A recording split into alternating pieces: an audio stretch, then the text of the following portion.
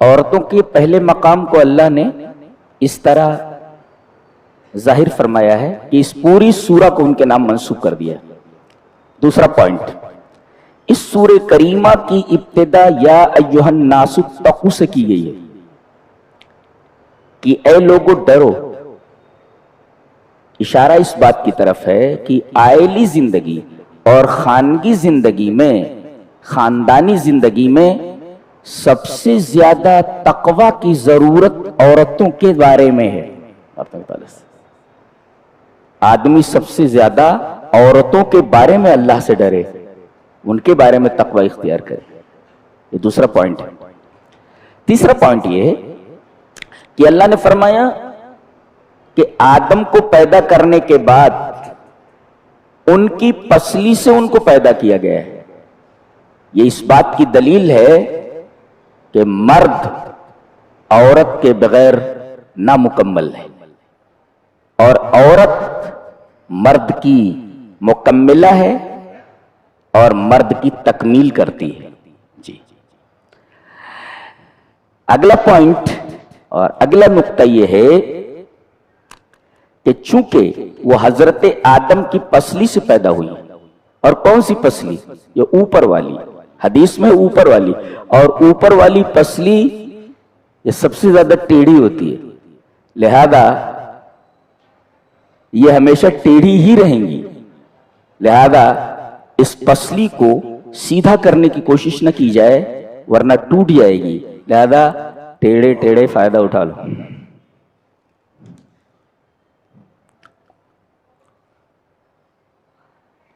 اس کے بعد ان کے ایک اور مقام کو واضح کیا گیا کہ شادی ہو جائے تو مرد کے اوپر واجب ہے کہ مہر دینا واجب ہے. لیکن عجیب بات یہ ہے وَأَمَّا الْمَرْأَةُ وَأَمَّا الزَّوْجَةُ فَهِيَ مُخَيَّرَةٌ، مگر عورت کو اختیار دیا گیا ہے، چاہے وہ پوری مہر اپنے پاس لے لے یا کچھ شوہر کو دے دے. لہذا شوہر کو اگر کچھ مل جائے تو کھینچ لے. ایسا کیا جی وہ کہا گیا ہے وَآتُوا النِّسَاءَ صَدُقَاتِهِنَّ نِحْلَةً، عورتوں کو ان کا مہر دے دو. دیکھو حکم ہے، یہ دینا واجب ہے اور عورت کو اختیار ہے. فَإِن طِبْنَ لَكُمْ عَنْ شَيْءٍ مِّنْهُ نَفْسًا فَكُلُوهُ هَنِيئًا مَرِيئًا، کھینچو اس کو کھا لو. اچھا، یہ ان کا ایک مقام بتایا گیا کہ مرد کو دینا واجب ہے لیکن عورت کو اختیار ہے، وہ چاہے پورا اپنے پاس لے لے، رکھ لے، یا شوہر کو کچھ دے دے. ایک اور مقام ان کا بتایا گیا. زمانے جاہلیت میں عورتوں کو میت کے ترکے سے حصہ نہیں دیا جاتا تھا. اللہ تبارک و تعالی نے ارشاد فرمایا لِلرِّجَالِ نَصِيبٌ مِّمَّا تَرَكَ الْوَالِدَانِ وَالْأَقْرَبُونَ، جی کہ مردوں کے لیے ترکے سے حصہ ہے. اچھا، پھر جملہ لایا گیا وَلِلنِّسَاءِ نَصِيبٌ مِّمَّا تَرَكَ لِلرِّجَال کے بعد لِلنِّسَاء لایا گیا. یعنی جس طریقے سے وراثت میں مردوں کا حصہ مستقل ہے ایسے ہی عورتوں کا حصہ بھی مستقل ہے. لہذا للرجال کے بجائے دوسرا جملہ للنساء سے شروع کیا گیا. جی،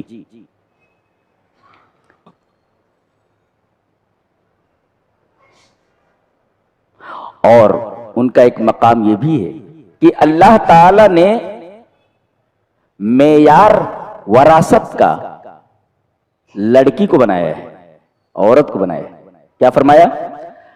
اللہ تم کو وصیت کرتا ہے تمہاری اولاد کے بارے میں لِلذَّكَرِ مِثْلُ حَظِّ الْأُنثَيَيْنِ، لڑکے کو کتنا ملے گا؟ 2 لڑکیوں کے حصے کے برابر. تو معیار کیا ہے؟ مرد کا حصہ نہیں، عورت کا حصہ یہ معیار ہے. یہ فضیلت ہے عورت کی. نہیں سمجھ میں آیا؟ لِلذَّكَرِ مِثْلُ حَظِّ الْأُنثَيَيْنِ، لڑکیوں کا حصہ ایک لڑکے کے برابر. جی، تو گویا کہ لڑکیوں کے حصے کو معیار بتایا گیا ہے، معیار لڑکیوں کے حصے کو بتایا گیا ہے، قائم کیا گیا ہے. یہ ان کی فضیلت ہے. بیٹی کا حصہ ہے، پوتی کا حصہ ہے، پڑ پوتی کا حصہ ہے، لکڑ پوتی کا ہے، جکڑ پوتی کا ہے، سب کا حصہ ہے. اور اسی طریقے سے بہن کا ہے، اور بہنیں 3 قسم کی ہوتی ہیں، ایک اخت لام ہوتی ہے، ماں شریک بہن، ایک ہوتی ہے اخت شقیقہ سگی بہن، ایک ہوتی ہے اخت لاب باپ شریک بہن۔ تو اس میں ماں شریک بہن کا بھی حصہ، باپ شریک بہن کا بھی حصہ، سگی بہن کا حصہ، آگے بیوی کا حصہ بتایا گیا، جی بیوی کا حصہ، اور ماں بھی لڑکی ہی ہے، لڑکی کا حصہ بتایا گیا، جی جی۔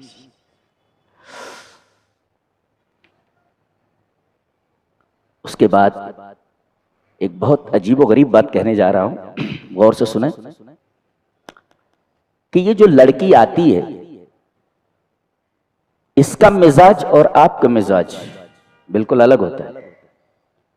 اس کا ماحول جس ماحول سے آئی ہے، آپ کے ہاں جو ماحول ہے اس کے ماحول سے مختلف ہے، جی مزاج مختلف، جگہ مختلف، وہاں جن لوگوں سے اس کا واسطہ پڑ رہا ہے وہ لوگ، اور اب سسرال میں جن لوگوں سے واسطہ پڑ رہا ہے یہ الگ۔ لہذا اللہ نے حکم دیا وَعَاشِرُوهُنَّ بِالْمَعْرُوفِ، جی ان کے ساتھ بھلائی کے ساتھ رہو، معاشرت اختیار کرو معروف کے ساتھ، جی معروف کے ساتھ ان کے ساتھ زندگی گزارو۔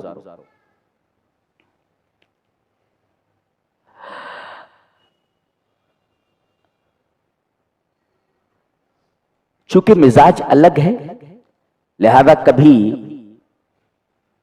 عورت آپ کے مزاج کے خلاف کوئی حرکت کر سکتی ہے، جی تو آپ سے کہا گیا ہے کہ یہ معاشرت بالمعروف کا تقاضا ہے کہ اس کی اس حرکت پر کوئی خراب ایکشن نہ لیں بلکہ صبر کریں۔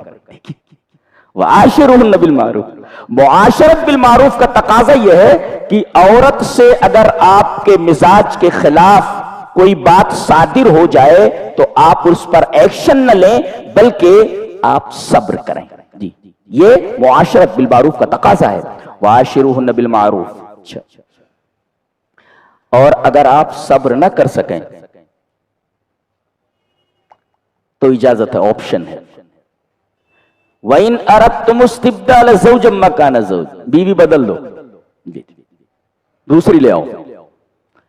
پہلے تو حکم ہے کہ صبر کرو، اور صبر کا ایک فائدہ بھی بتایا گیا کہ فَإِنْ كَرِهْتُمُوهُنَّ، اگر عورت کی طرف سے کوئی ایسی بات آ رہی ہے جو آپ کے مزاج کے خلاف ہے تو صبر کرو، وَيَجْعَلَ اللَّهُ فِيهِ خَيْرًا كَثِيرًا، جی ہو سکتا ہے اور یقیناً اللہ تبارک و تعالی آپ کے تعلق سے بہت زیادہ خیر بنانے والا ہے۔ یعنی عورت کے درستی مزاج پر اگر آپ صبر کریں گے تو اللہ تبارک و تعالی آپ کو یہ ثمرہ عطا کرے گا، کوئی بہترین اچھا لڑکا پیدا ہو جائے، ڈاکٹر بن جائے، بہت بڑا عالم بن جائے، اور آپ کے رزق میں برکت ہونے لگے، تو خیرن کثیرا، دیکھیں خیرن کثیرا، اگر آپ عورت کے خراب مزاج کے اوپر صبر کریں گے تو اللہ فرما رہا ہے وَيَجْعَلُ اللَّهُ خَيْرًا، وَيَجْعَلُ اللَّهُ فِيهِ خَيْرًا كَثِيرًا، یہ عورت کی فضیلت کی ایک دلیل ہے۔ اچھا اب اگر آپ نہیں رہنا چاہتے، صبر نہیں کر سکتے،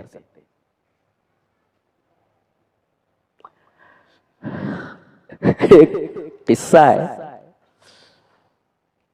کہ ایک صاحب کو معلوم ہوا کہ فلاں بستی میں ایک بزرگ رہتے ہیں، بڑے اللہ والے ہیں، گئے ملنے کے لیے، پتا چلا جیسے کہ وہ گھر ان کا ہے، گئے،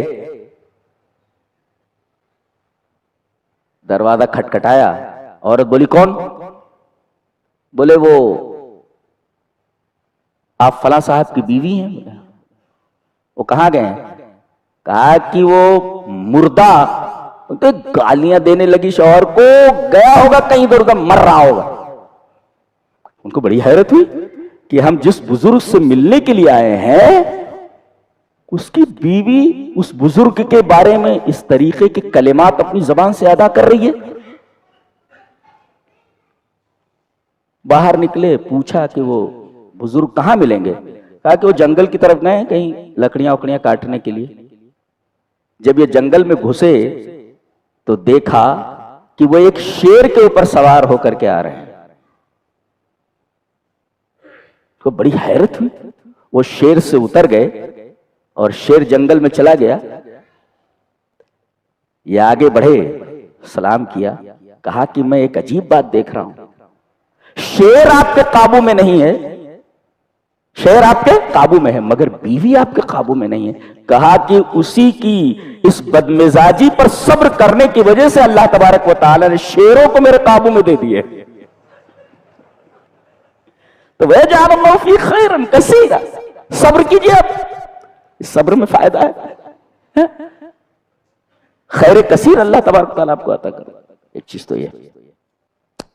اور اگر آپ بدلنا چاہتے ہیں, وَإِنْ أَرَسْتُمْ استبدال الزوج مکان الزوج, ایک بیوی کے جگہ دوسری بیوی لانا چاہتے ہیں, تو دیکھو اگر تم نے ایک پہاڑ اتنا سامان اس کو دے دیا ہے یا مہر دے دیا ہے تو اس سے کچھ مت لو.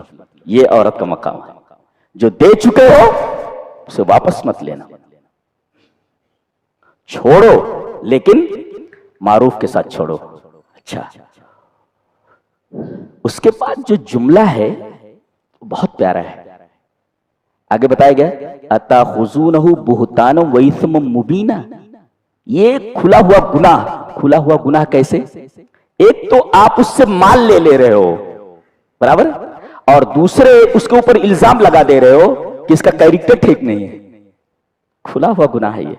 عام طور پر آدمی جب اپنی بیوی کو چھوڑتا ہے تو کوئی نہ کوئی لاچھن لگا ہی دیتا ہے, یا ایسی ہے تو ویسی ہے وغیرہ وغیرہ.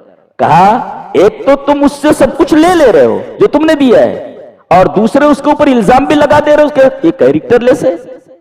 تو یہ اس میں مبین ہے, کھلا ہوا گناہ ہے یہ. اچھا, تو کچھ مت لو, یہ عورت کا ایک مقام. أَتَأْخُذُونَهُ بُهْتَانًا وَإِثْمًا مُبِينًا.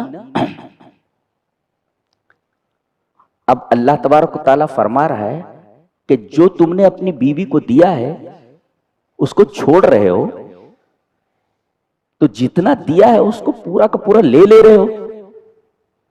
کیسے؟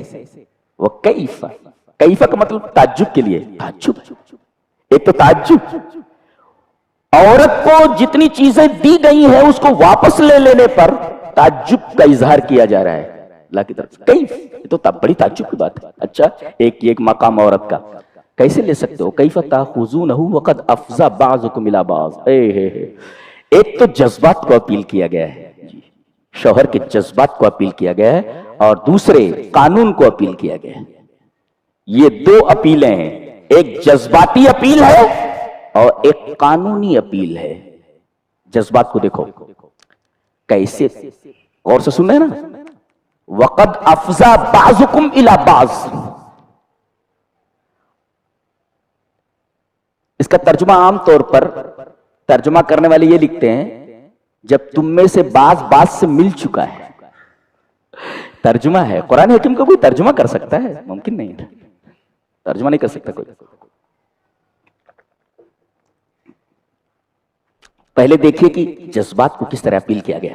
افضا, افضا یہ لفظ فضا سے مشتق ہے. فضا سمجھاتا ہوں. یہ دیکھیں, گلاس ہے اور یہ میرا ہینڈ کرچف ہے جی. اب یہ خلا ہے, یہ بیچ میں خالی ہے جگہ, اور بلا حائل, اب یہ حائل ہے یہ بیچ میں. سمجھ رہے؟ فضا کس کو کہتے ہیں؟ خلاء بلا حائل, ایسی خالی جگہ جس میں حائل نہ ہو کوئی. آپ دیکھ رہے ہیں, یہ کتاب حائل ہے.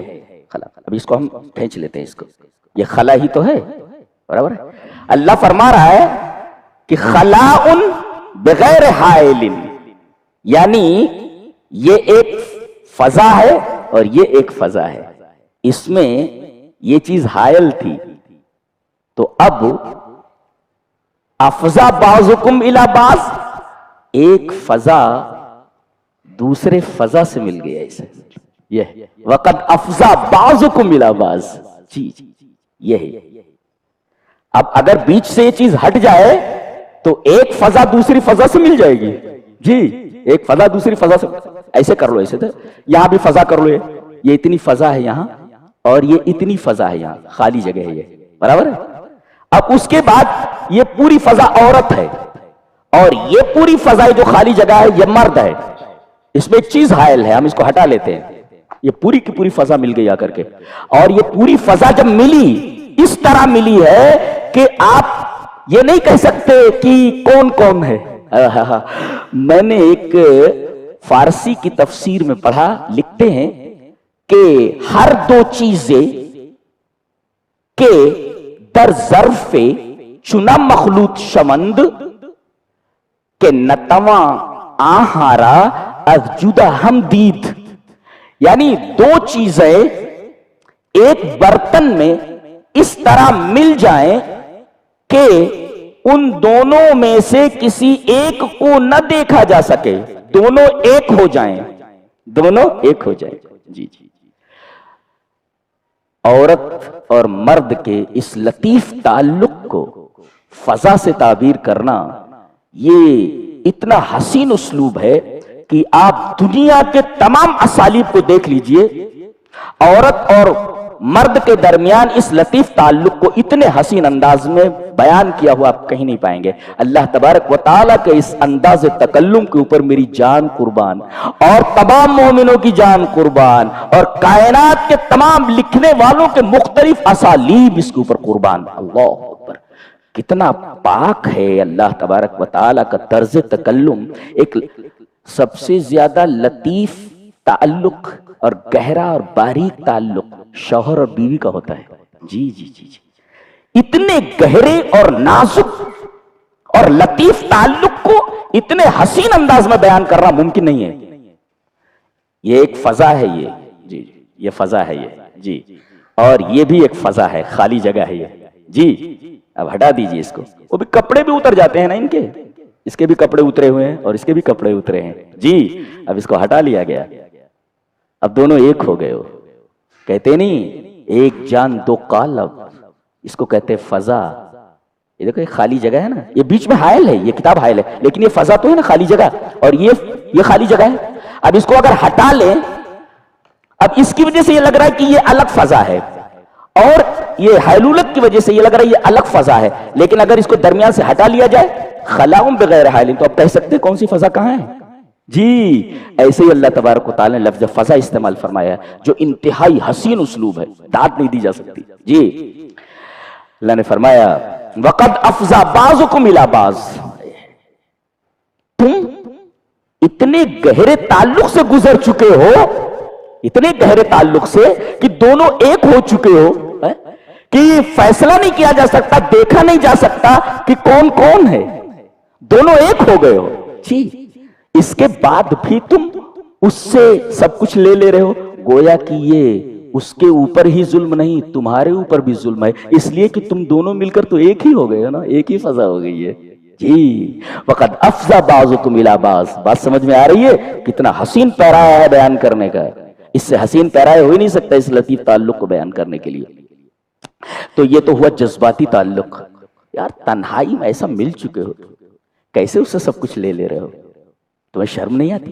جذبات کو اپیل کیا گیا, اور اب قانون کو اپیل کیا جا رہا ہے. وَأَخَذْنَا مِنْكُمْ مِيثَاقًا غَلِيظًا, جی اس نے تم سے مضبوط میثاق لیا ہے. میثاق کا مطلب ہوتا ہے پکا وعدہ, وثق کا مطلب ہوتا ہے مضبوطی, وثیق مضبوط, اور غلیظ کا مطلب ہوتا ہے الثوب الذی یعسر شقہ, ایسا کپڑا جس کا پھاڑنا مشکل ہو.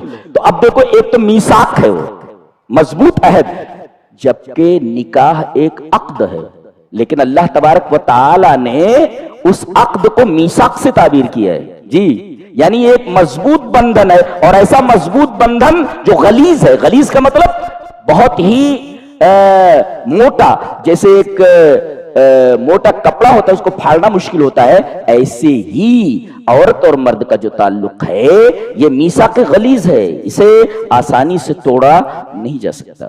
تو ایک تو عورت کی یہ فضیلت ہے کہ اس کے لیے اللہ تبارک و تعالی نے اتنا حسین اسلوب استعمال فرمایا جذبات کو اپیل کرنے کے لیے اور اس کے بعد قانونی اپیل کی گئی میثاق غلیظ لا کر کے. یہ عورت کے انتہائی بلند ہونے کی دلیل ہے.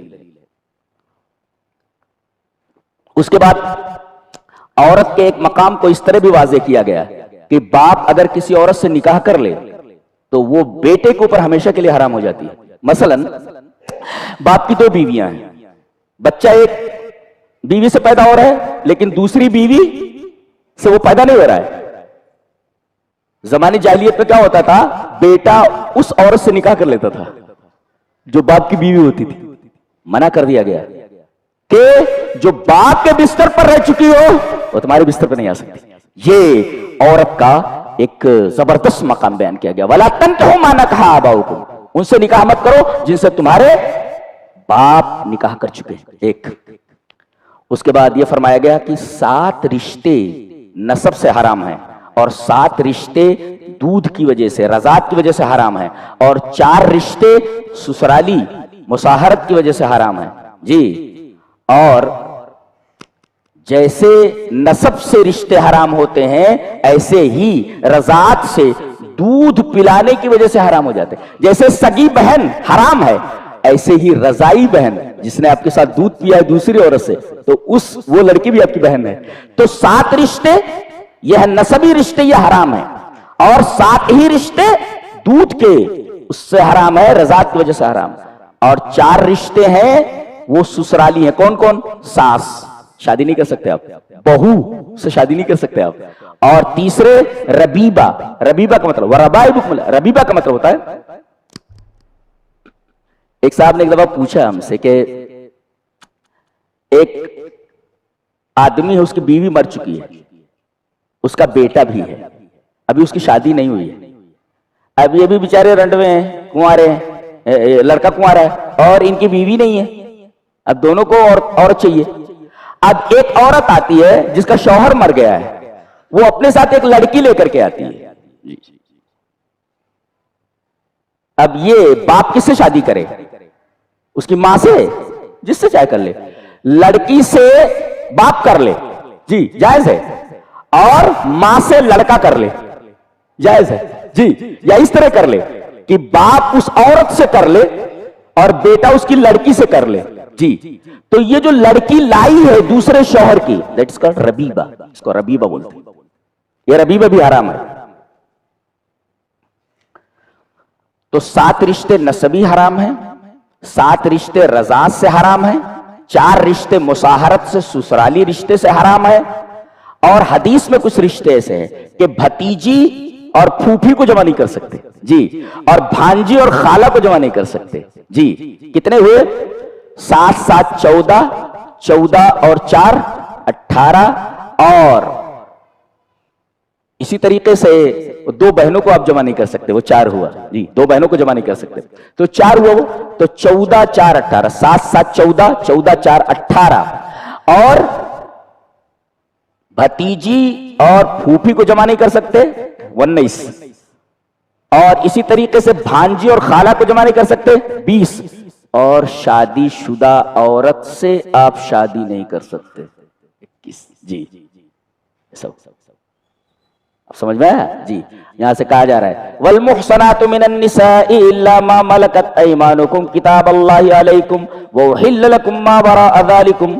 اب اس کے بعد نکاح کے شرائط بیان کیے جا رہے ہیں. آدمی نکاح کرے تو نکاح کی کنڈیشنز کیا ہیں؟ نمبر 1 ان تبتغوا, ایجاب و قبول, لڑکی کی طرف سے ایجاب اور لڑکے کی طرف سے قبول. لڑکی کے پاس جائیں گے کہ فلاں لڑکا ہے, تمہاری شادی اس سے کی جا رہی ہے. اب اگر وہ زبان سے بول دے کہ ہاں میں راضی ہوں, یا زبان سے نہ کہے مگر یہ منڈی ہلا دے یا اسی طریقے سے خاموش رہے تو خاموشی یدل علی الرضا, تو یہ ایجاب ہے.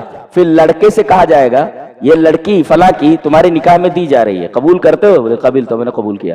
تو کہے ان تبتغوا کے اندر ایجاب اور قبول ایک شرط. دوسرے باموالکم, مہر, اور مہر کون دے گا؟ مال کون خرچ کرے گا؟ کم, لڑکا کرے گا. لہذا اس میں گھوڑے اور جوڑے اور توڑے اور موڑے یہ سب کا رد موجود ہے اس میں. لہذا توبہ کر لو. یہاں کہتے ہیں یہاں اگر معلوم ہو جائے کہ کسی کے گھر شادی اور شادی میں کھینچ کرنی ہے تو رات ہی سے کھانا نہیں کھاتا ہے. ایسا ہے کیا؟ هذه حقیقہ. شام ہی سے کھانا چھوڑ دیتا ہے وہ. جی ایسا مت کرو. اور 50 آئٹم اگر نہ ہو تو کہیں گے کیا کھانا کھلایا ہے، یہ سب حرام ہے، جائز نہیں ہے. اور ایسے کھانوں میں آپ شرکت بھی مت کریں، حرام ہے. اور حرام کھانے کے لیے ایک دن پہلے سے تیاری کیے رہتے تاکہ پیٹ کا جہنم بھرا جا سکے.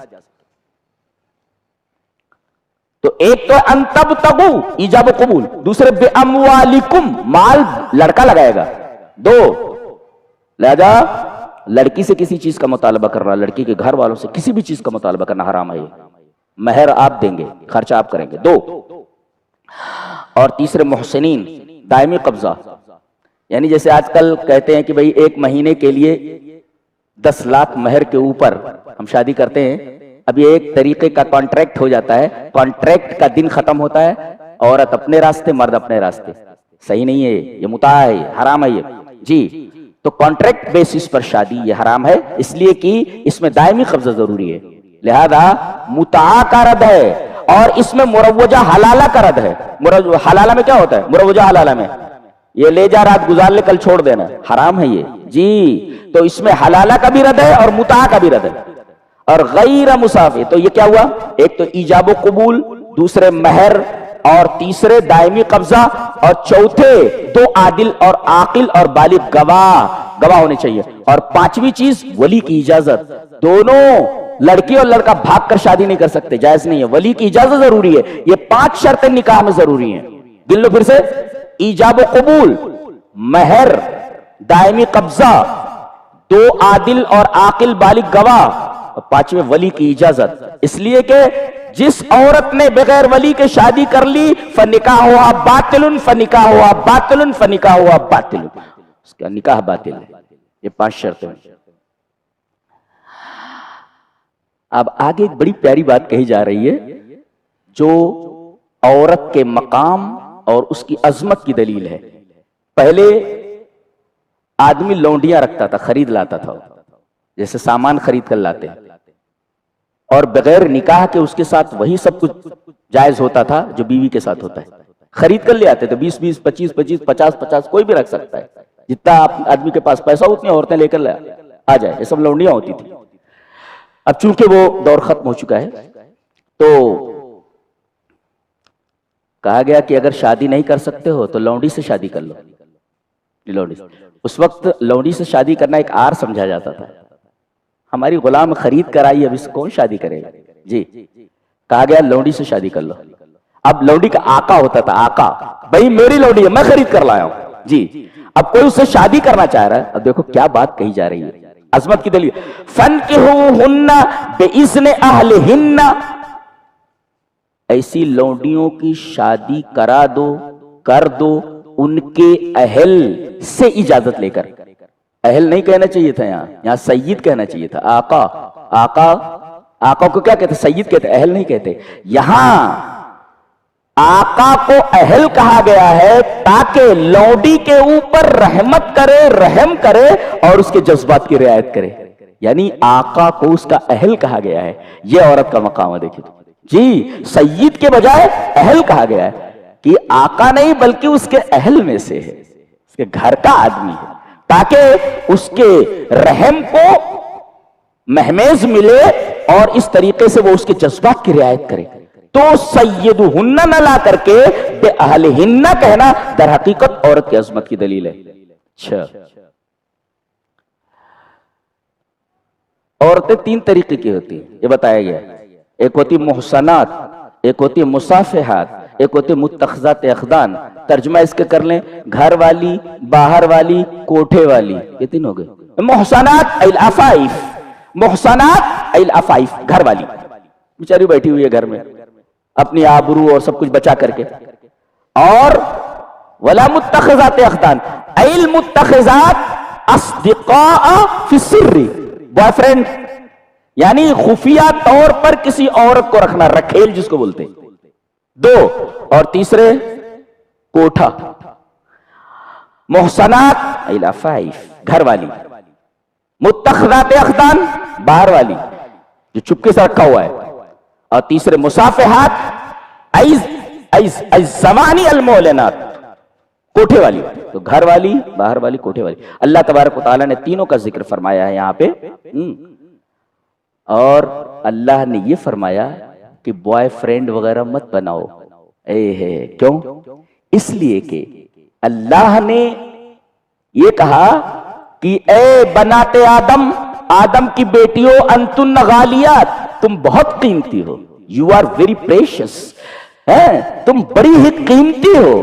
تم اگر بوائے فرینڈ بنا لیتی ہو اور وہ غیر ذمہ دار ہے، لاہی ہے، غافل ہے، تو ستشعر بالاحباط اذا ترکہا، اگر لڑکی کو اس نے چھوڑ دیا، گرل فرینڈ کو، تو لڑکی احباط کا احساس کرے گی۔ احباط میں فرسٹریشن۔ تو تم تو بڑی ہی قیمتی ہو، اگر کوئی ایسا لڑکا مل گیا جو غیر ذمہ دار ہے، تم کو اپنے محبت کے جھانسے میں پھنسا کر کے اگر بعد میں تمہیں چھوڑ دے تو تم کہیں فرسٹریشن میں مبتلا نہ ہو جاؤ، اور اللہ کے ہاں تم بڑی قیمتی ہو۔ اللہ، اور اللہ معاشرے میں تم کو ایک ذمہ دارانہ زندگی بسر کرنے کی تاکید کرتا ہے۔ کتنی بڑی بات ہے، عورتیں کتنی قیمتی ہیں اللہ کے نزدیک، دیکھ رہے ہیں آپ؟ یہ عورت کی عظمت کی دلیل ہے۔ بے اہلہن کہا گیا، بے سیدہن نہیں کہا گیا، عورت کی عظمت کی دلیل۔ اور یہاں کہا گیا بوائے فرینڈ مت بناؤ، اس لیے کہ اگر اس نے چھوڑ دیا تو تم فرسٹریشن کا شکار ہو جاؤ گے، تم بہت قیمتی ہو اللہ کے نزدیک۔ یہ عورت کی عظمت کی ایک شاندار دلیل بھی۔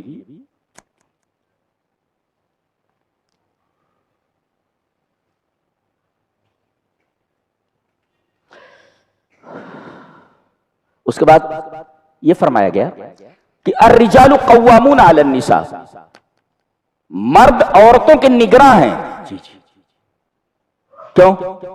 اس لیے کہ جس طرح ایک فوج میں ایک کمانڈر ان چیف ہوتا تو اس کا یہ مطلب نہیں فوجیوں کی قیمت گھٹ گئی، نہیں، بلکہ فوج کو ایک نظم و ضبط اور ایک خاص انداز سے لڑانے کے لیے ضروری ہے کہ کمانڈر ان چیف ہو۔ ایسے ہی گھر کے نظام کو، خاندانی نظام کو، آئلی نظام کو چلانے کے لیے ضروری ہے کہ اس کا کوئی رہبر ہو۔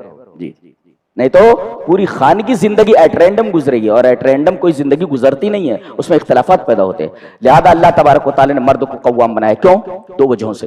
ایک تو طبعی طور پر وہ اس سے برتر ہے، اس لیے کہ بدنی ساخت کے اعتبار سے، بافت کے اعتبار سے، عقل اور فکر کی پختگی کے اعتبار سے مرد عورت سے برتر ہے، ایک طاقت میں زیادہ ہے، اور دوسرے قانونی اعتبار سے بھی، یہ تو طبعی اعتبار سے ہے، دوسرے قانونی اعتبار سے بما انفقوا من اموالہم، اس لیے کہ یہ باہر جا کر کمائے اور عورت کو لا کر کھلائے، یہ اس کی قانونی برتری ہے۔ ایک تو طبعی برتری ہے اور دوسری قانونی برتری ہے، اس وجہ سے مرد کو نگراں بنایا گیا، قوام بنایا گیا۔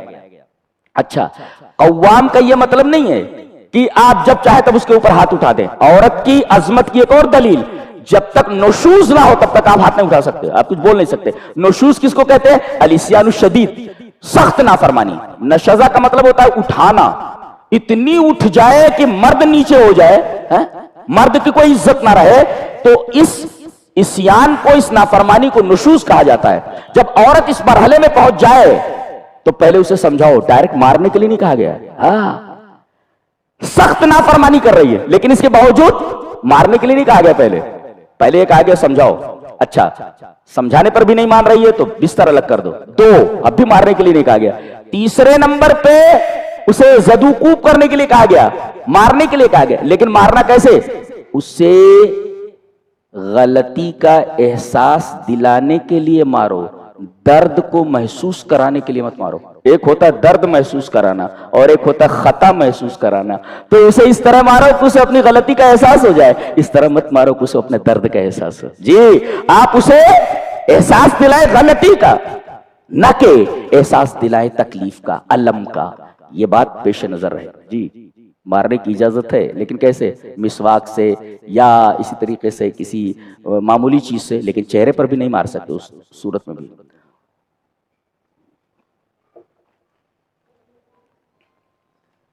عورت کی ذمہ داری بتائی گئی، اور اگر یہ دو ذمہ داری نبھا دے، دو ذمہ داریاں، تو نیک ہے وہ. فالصالحات قانتات حافظات للغیب بما حفظ اللہ. نیک عورتیں وہ ہیں جو اپنے شوہر کی فرما برداری کرتی ہیں، ایک، اور دوسرے اس کی غیر موجودگی میں اپنی آبرو اور شوہر کے مال کی حفاظت کرتی ہیں. اگر یہ دونوں صفتیں کسی عورت کے اندر موجود ہوں تو فالصالحات، نیک ہے عورت. جی.